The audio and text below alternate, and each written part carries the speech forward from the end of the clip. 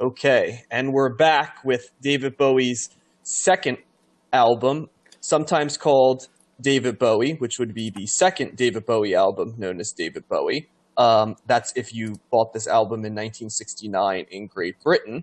If you did not buy this album in 1969 in Great Britain and you bought it in the United States, you would be getting it with a very different name at the time that it was released, and that was David Bowie, Man of Words, Man of Music. Because this album was released in just the UK and the United States and not internationally, it had a third life in which it was released internationally in 1972.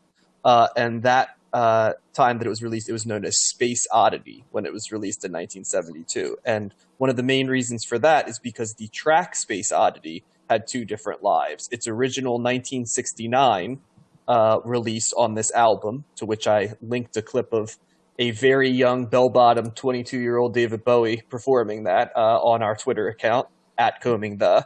But then it broke through in the US in 1972 and in turn internationally. And that's why I think a lot of folks think that Space Oddity was written for Ziggy Stardust, when in reality it was a track that was 4 years old when it was placed on the Ziggy Stardust album.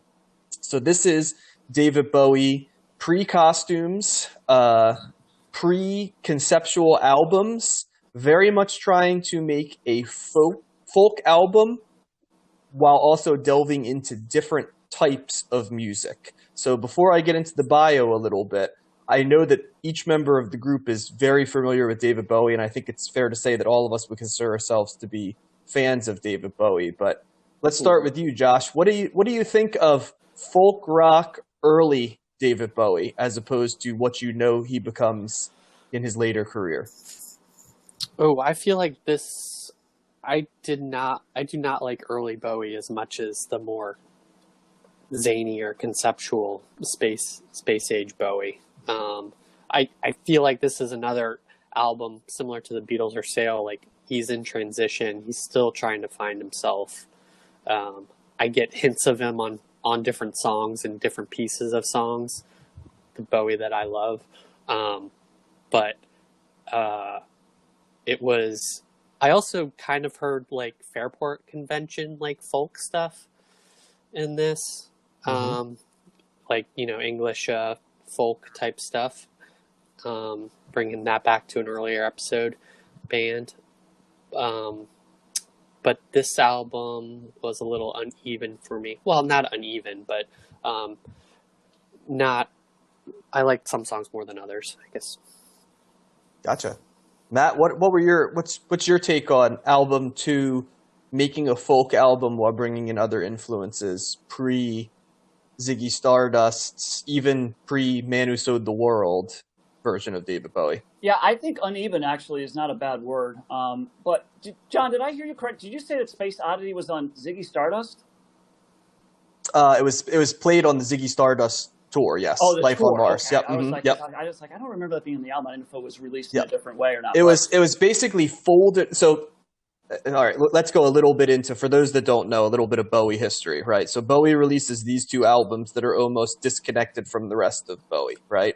He then in 1970 releases Man Who Sold the World, which kind of was not received super well. I think it's better known because Nirvana covered The Man Who Sold the World, and thus it seems like with many things Bowie, it seems like it's a part of him in the 70s, but there's so many different David Bowies in the 70s that have distinct things that it's important to know that that was in 1970. So then, while Man Who Sold the World is being created, David Bowie officially takes his love of the aesthetic and the performer, which we'll talk a little bit about where he's at on that journey when I run through some of the bullet points on this one. But he takes that, he creates the character of Ziggy Stardust, Life on Mars, and basically tours for the next 2.5 years straight from 1971 to 1974, releases a couple very well-regarded albums, and then for those that know, that sort of leads to the period where David Bowie becomes super, super strung out on heroin, and that leads to the Thin White Duke era, and then that leads into the Berlin period, and that takes us pretty much through Bowie in the 70s, correct? So Does that help with the context, Matt, in terms A of little explaining? bit. I was more. It was more about just like I don't just for clarification of whether I thought you Yeah. might have said that was on the album. I didn't remember. That. Space Oddity gets played in the track list at that time because it fits so seamlessly In the tour. Yeah. In the tour, Gotcha. correct. Okay, Yes, right, I'm sorry. So I thank you for clarifying that because, yeah, I could see somebody going to that and saying, hey, where the hell's Space Oddity? They Yeah. told us. And it's like, yeah. So it's not. Thematically, it fits in. But it does get released as a single again in 1972 while Ziggy Stardust is out. And that's why I think a lot of people think that it's on Ziggy Stardust because Right. it's like I'm trying to think of, it would be like if, you know, the Beatles had, you know, Revolver out and suddenly they released, you know, for the context of this, they released like She Loves You. You know, that's the period of time that has gone by at that point. But unlike She Loves You randomly showing up on Revolver and how jarring it would sound to it, Space Oddity doesn't. You know what I mean? Right. And some of that is because Bowie is Bowie and he's so eclectic. Right. So I like I said, the only song I knew was Space Oddity, which I've always loved and I still love, even though it's played a lot, but it's just his voice is just great on that. And so but Uneven I think is a good word, Josh. I think there's some really good stuff on here, particularly, and I think the second song, it's like how do you follow up a Space Oddity, but Unwashed and Somewhat Slightly Dazed was a great song, you know, using the Bo Diddley beat, that strumming beat that's attributed to Bo Diddley. And harmonica. Yeah, and it's like it's a long track. It's one of the longer tracks on this. But it's also one of the tracks on here. There's several songs that they kind of start off in like a little quiet, psychedelic, ethereal kind of echoey sound, which a lot of this record was. It was very, I was hearing a lot of different elements of psychedelia in this. But after doing a couple of minutes of that, they do something almost totally different. So it's a little proggy, too. In that regard, that it's kind of shifting gears and taking you in different directions that happened in several songs throughout this album. The other standout track was is Signet Committee, which is similar to that it's a long song. And I think, it starts off in one way, but then it kind of finishes in another. And I agree with Josh, you know, that this is kind of showing, you know, hints of what Bowie would end up doing. You know, Signet Committee reminded me a little bit about, you know, it's a lesser form, at least the second part of the song is a lesser form of something like 5 Years, which is, you know, just the way that it builds in the chorus and what he's doing with the music there is to me, it sounded a little similar, at least as the idea goes. So I really liked those two tracks. But then there was stuff on here that was just kind of like, it's a little meandering. You know, the letter to Hermione, you know, I read somewhere someone said something like going back to other previous episodes that we've done, but this is kind of like a Tim Buckley type sound, you know, like this kind of Renaissance, you know, love letter type of thing, that felt a little flat for me.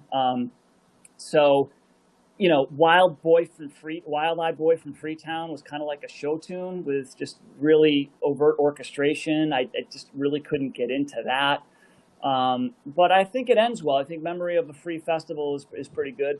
I read reviews that people were saying that that's a Hey Jude knockoff with the ending, the way that it was. They just kept going, you know, with the chorus, Sun Machine is coming down and we're going to have a party over and over and over again.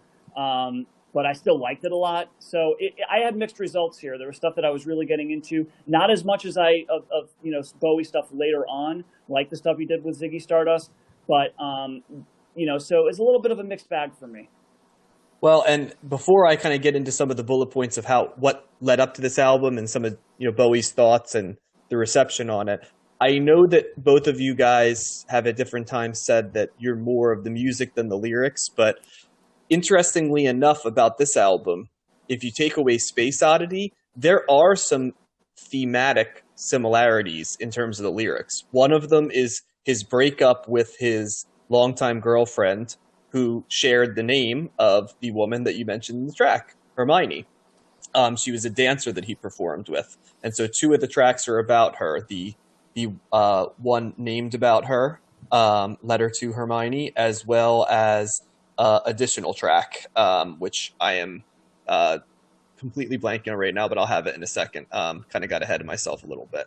And then the other thing is, if you don't notice, this is a very cynical album towards hippie culture. Did you guys happen to pick that up in the lyrics? Because 4 songs very much attack the idea of the death of hippie culture in the end of the 60s. Were you guys able to pick that up in terms of the lyricism? No, I didn't notice that. Nope, but I read about it later.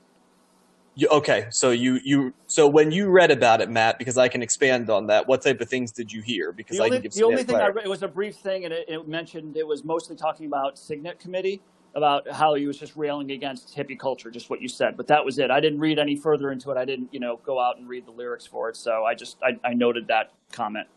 Yeah, I mean, Signet Committee is basically a long-form version about cult leaders and about how the fact that flower children and I don't want to say people of the left because I don't think he was that looking at it that politically, right? I think it was more just sort of like the idea of flower children and how easy they are to dupe and how they fall for every charismatic leader and don't do a lot of their own thinking. And the lyrics are very clear about that. And you can't help but notice that pretty much. Yeah, this is the same year as the Manson murders too. So it is. Would have been a couple months after. Well, and Memory of a Free Festival is very much about exactly what you'd think.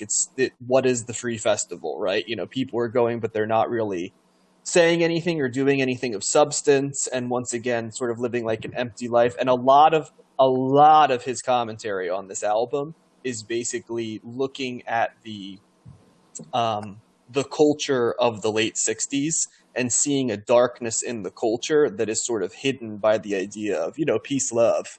And I think for as much as a visionary as David Bowie is, it feels like he got the memo a lot quicker than other people, which is not surprising, is it? No. On stuff like that, yeah. And, Space Oddity, that's another one that's a really interesting thing because this album was not originally supposed to have Space Oddity on it. And this might be a good idea for me to kind of talk a little bit about how the conceptualization of this album happened. So maybe let me move backwards a little bit to give you something before I expand on that. I know I'm kind of bouncing around a little bit. I apologize. But for those that don't know, David Bowie was born in Brixton, England.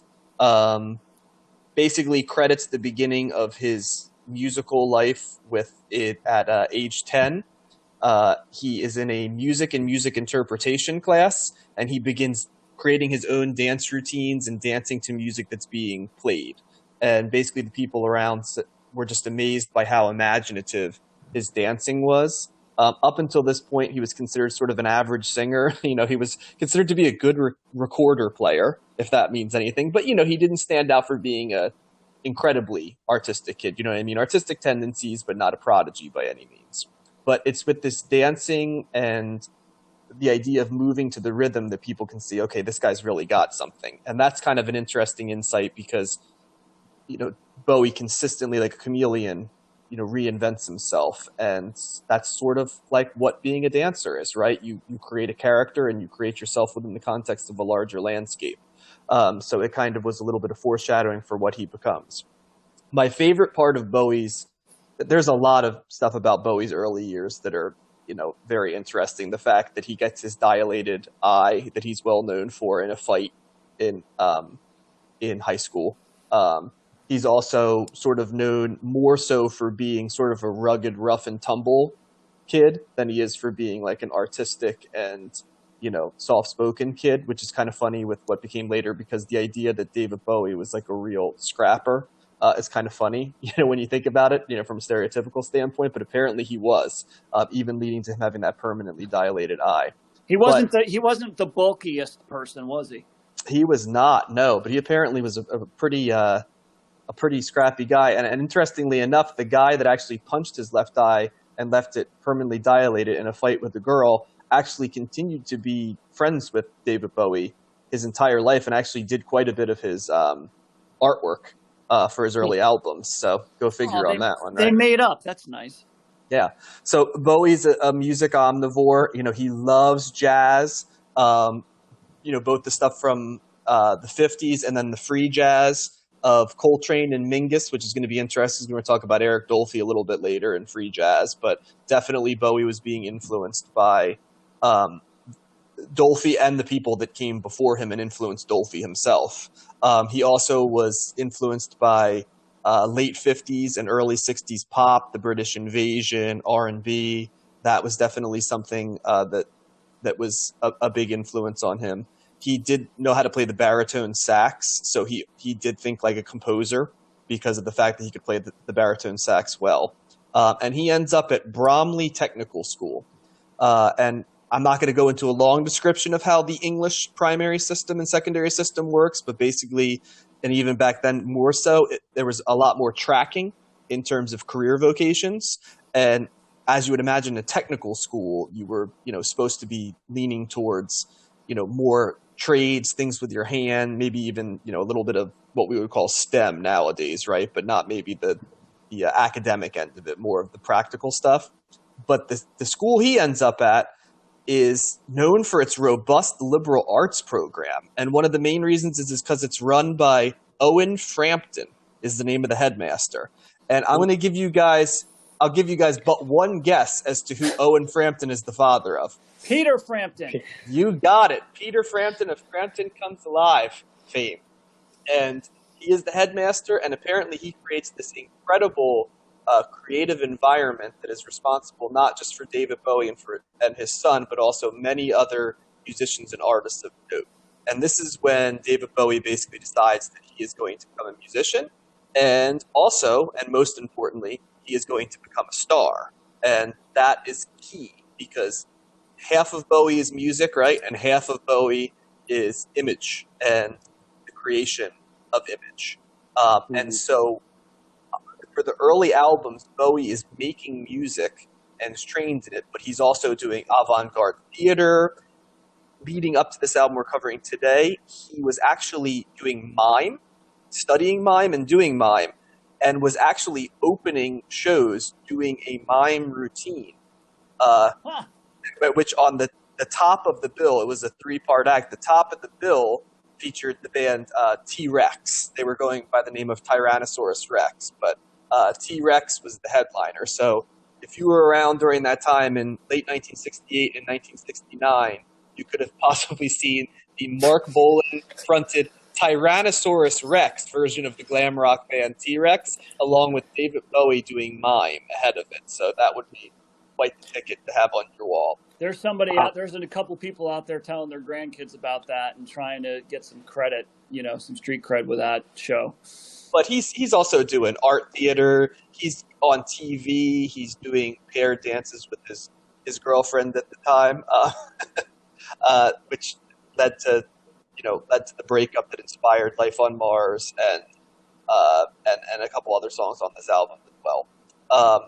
So anyway, he's pretty much broke. Not totally broke, but he's not making a lot of money, as you might expect. The artist lifestyle is not really doing it for him.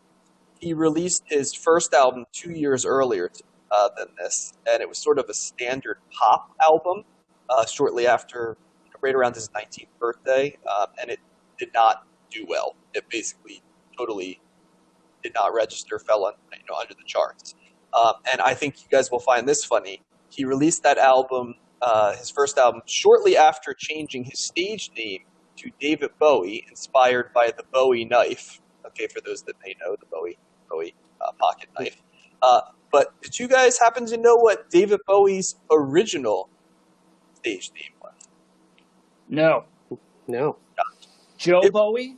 It was Davy Jones. So. Oh, wait, what was his real name? His real name is Davy Jones. It's Davy Jones. Yes, okay. Yeah. No, I knew that. I thought you said stage name. I thought that he had another nickname. His real and his stage name. And as you might imagine, there was a little bit of a conflict of interest with that Davy Jones name at around the time his first album was going to come out. So he decides to switch over to David Bowie. And there's a lot of people who speculate as to why he chose David Bowie, but he has confirmed that the Bowie part of it was from the Bowie knife. Are there other weird theories or something? No, not theories for why he picked the last name, where the Bowie came from, but the idea is like, why would he choose a knife, right, to do it? And some of it is because he always imagined sort of, the knife being a symbol for, the changing of the images, right? Even back then he had an idea, and the Bowie knife, for those that know, is versatile, right, but also fierce. tall, fierce, versatile, things like that. So that was one theory. The other was that he sort of viewed his early work as having a darkness to it, right? So the idea of having a knife meant that it was sharper. There's a lot of other ones. Bowie never confirmed, besides saying it was for the Bowie knife, like the larger idea of what it was. But I mean, got a lot of theories on that. So anyway, so that takes us up to this album. And yeah, the only other things that, if you had gotten this album in the UK when it was reissued in 2009 and 2015, you would have gotten a 30-second hidden track called Don't Sit Down on it. And yeah, I would say the only other bullet point that I kind of want to say is that while Space Oddity, the song, very clearly is influenced by 2001: A Space Odyssey, a movie that I'm sure Josh will tell me is awesome, but that I remember being about as interesting as watching paint dry when I watched it on several occasions back in the day. That was out, and so was The Moon Landing right around the time of this album. The Space Oddity was written after this album was mostly composed as almost like a novelty album. But later, Bowie pretty much confirmed that while there are literal lyrics to Space Oddity, really Space Oddity is as much about heroin use. And so the countdown that is for Major Tom going out into space can also be the countdown for Major Tom slowly descending into the feeling of being on heroin. But that was before Bowie started doing heroin, right? You got it. And well, at least if he was doing it, he was doing it very infrequently, right? So, and he even actually in a light heroin user. yeah, light casual heroin.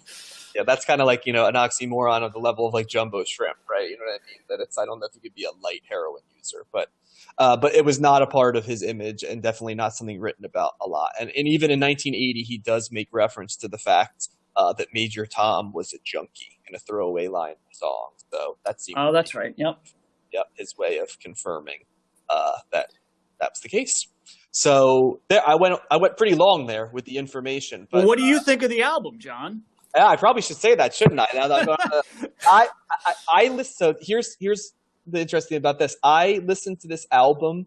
I said, "Hey, Dad, I'm about to listen to a David Bowie album, second David Bowie album." Put it on. He goes, "Oh, you know what? I'll listen to it. Let me get a pair of headphones." So me and my dad listened to. Did you guys listen together? We do, and we specifically said, let's not talk about this until after it's done. But we're looking at each other's faces as we're listening, and so it's interesting because my dad and I don't always have the exact same taste on music, but I'm seeing almost the same reactions that I'm seeing on myself as I'm listening to this, right?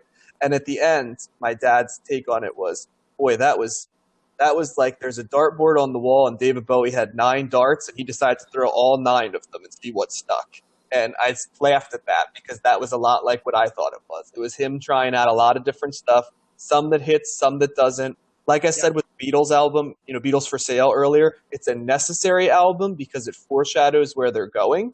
And so from that end of things, I think it's an interesting listen to see where he goes. As has been mentioned by both you guys, there's psychedelia here. There's definitely lots of folk music in this album for sure. He was trying to make a folk album, and it makes sense. There's some politics in his lyrics, the beginnings of what would sound like prog rock later, even like some traditional pop in here. But it is very, very unfocused. And after you get past the first 2 tracks, Space Oddity and Unwashed and Slightly Dazed, it would be hard for me to say there's another track I truly, really liked on this album. I thought Memory of a Free Festival was really strong lyrically, but musically it was a little bit long and plodding. Signet Committee was interesting, but it's interesting only because I know where David Bowie went. And so I could listen to it in the context of what David Bowie would become, and from that into things I think it gained an interest. And then there were just some songs I really didn't like. Don't Sit Down, An Occasional Dream, God Knows I'm Good. I mean, I listened to this album multiple times, and the last time I listened to it, they were almost at the level of like press the button, skip. I didn't do it, but it just, especially for an artist I like as much as David Bowie, I was surprised at how much I did not like that many tracks on a Bowie album. Didn't like Janine? I was not a huge fan. That sounded like an Allman Brothers type song. It's funny you say that because that's actually exactly what I thought while listening to it. I was like, David Bowie is Allman Brothers here almost. Yeah. I didn't want to go there because I didn't want to sound too much like referential John on albums, but you really nailed it, Matt. That's exactly what my thoughts were. Well, no, I think reference is good because it's like you're trying to figure out what the sound is, and that's it starts off with a guitar lick that's like, geez, is Dwayne Allman playing on this? So he's doing Dylan on this album too, trying to, like everybody is in the 60s to some degree. And Dylan was doing country music, so he was totally out of the. Well, as we said, Dylan was always about 3 years ahead of everybody. You know what I mean? In the 60s, so doing his own thing. So. Well, it's interesting how like Space Oddity is so like singular, and it sounds like nothing else on the album, and it's so. I mean, it kind of transcends his early work in a way because it's so good. And it so sounds like what it would later be played in, right? In the 1972 Bowie. And I think some of that is because basically the record company said, this album's not commercial enough, go back and do something. And so David Bowie does a couple things, one of which is Space Oddity. And the whole design behind building it is to capture the moon landing in 2001: A Space Odyssey. And they make a video out of it, and it's almost treated as separate from the album. And so your instincts are right, Josh. It kind of is separate from the rest of the album. Yeah. But I don't know. I didn't hate it, but it definitely was less interesting in certain parts. And it was I was surprised, because I do like Bowie a lot. I'm certainly more familiar with singles than I am with actual albums. Probably Ziggy Stardust is the one that I know the best as far as albums go. So I was surprised that I didn't really know that this was what he was doing early on. But it makes sense. People, you're trying to find your footing and, figure out your style. And Bowie certainly had a lot of styles, so it's not like he just stuck to one thing and just played it out for years on end. But it was a little surprising, like the Renaissance, 12-string guitar, psychedelic, sound of this was a little surprising. I don't think he did it all that great. But there's definitely moments on here that are really good. Particularly, those the two long songs there I think are just it's Bowie figuring out things that are going to be coming later on, and that was cool to hear that. So I did enjoy it for that. Yeah, I would say this is one of my least favorite albums we've covered. I have to be honest, which is sad for me to say because I love David Bowie. But once again, sometimes an album can be important even if you don't love it, and that's what I would put this in the category. What was the reception of this at the time? Lukewarm, I would say. It was, some critics liked it, some critics did not like it. It definitely did not sell well, especially in America. It didn't sell at all. Space Oddity did chart in the UK. It hit number 5 actually, but the album did not chart. The album didn't chart until 1972 when it also charted in the United States. And that, I think, goes back to Space Oddity was considered separate than the album, right? Like Space Oddity broke through, but the album did not.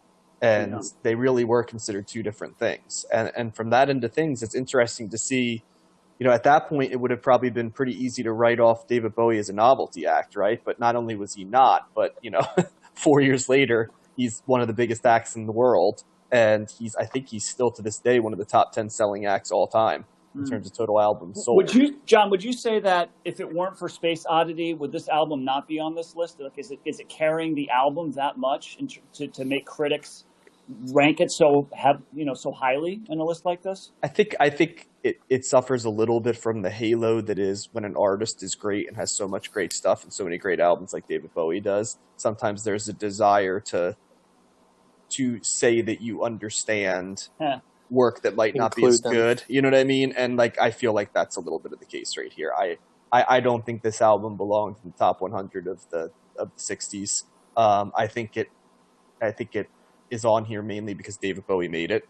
I guess you could make the argument that Space Oddity is such a good song that people put it on, but there's a lot of albums sitting outside the top 100 that have a lot of really good songs. Well, we covered 6 of them, right? And I would say, actually, one of them, Kick Out the Jams, he references here. So what came first, Kick Out the Jams David Bowie or Kick Out the Jams MC5? Or was that just a term that people were using left and right? Kick Out the Jams MC5 came first, but it was also a slang term, so it was both. I got to start saying that more. Let's go Kick Out the Jams. Like a comparison would be, and you can feel how you want about this song, and maybe you're like, oh, I can't compare that to Space Oddity. Space Oddity's timeless. But, to me, it sort of seems like if we just had an Iron Butterfly album, in the top 100, because In-A-Gadda-Da-Vida, you know what I mean, is a famous song. Or like a Steppenwolf album, because Born to Be Wild is a huge song, you know what I mean? That's a little bit what I feel like here. It's kind of like, great song, Space Oddity, the rest of the album, come on.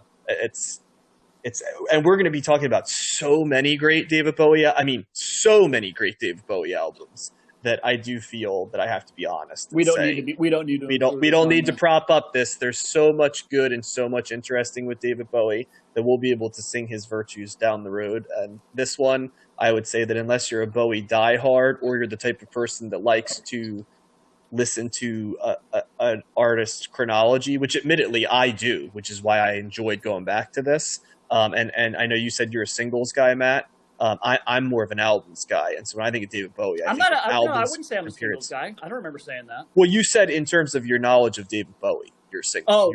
My knowledge of him, yes, correct. Right. Whereas for me, when I think of David Bowie, I think of his albums. I know his singles, but the first thing I think of is the Berlin period. Okay, here's the Ziggy Stardust period. Okay, here's in the 80s, you know what I mean, when he's going more poppy. Here in the 90s, he's reinventing himself with industrial and electronic music, and so, and then I think of the albums themselves and stuff. So, but that's why music's so interesting, you know what I mean? Some artists you think of albums, some artists you think of singles, and then some are kind of in between. No, I think that makes sense. But I think I just got maybe, it was one of those things where I knew Bowie had so much stuff.